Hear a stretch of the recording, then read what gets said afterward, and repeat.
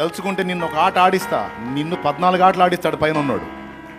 రా తేల్చుకుందా అంత ఆడించు నన్ను, నీకు దమ్ముంటే ఆడించు నన్ను. కానీ నా పైన ఉన్నాడు ఒకడు ఉన్నాడు, నన్ను ఒక ఆట ఆడి నువ్వు ఆడిస్తే, ఒక ఆట ఆడిస్తే నిన్ను 14 ఆటలు ఆడిస్తాడు. పల్టీలు కొడతావు బిడ్డ, ఎందుకురా?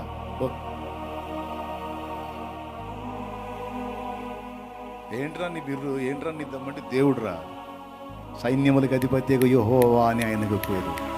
నా అతిశయం, నా ఆనందం, నా ధైర్యం, నా బలం నా ప్రభు. ఎవరి దయా దాక్షిణ్యాలకు దాసోహం అనేది లేదు, వెంపర్లాడేది లేదు, డబ్బు దగ్గర లొంగింది లేదు, మనుషుల అధికారాల దగ్గర లొంగింది లేదు, ఎవడిని లెక్క చేసింది లేదు.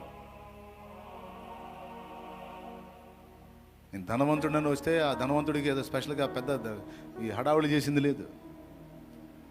సామాన్యుడని వస్తే తృణీకరించింది లేదు. ఇంకా చెప్పాలంటే సామాన్యుల దగ్గర తీసుకొని గుండెకి హత్తుకుంటా.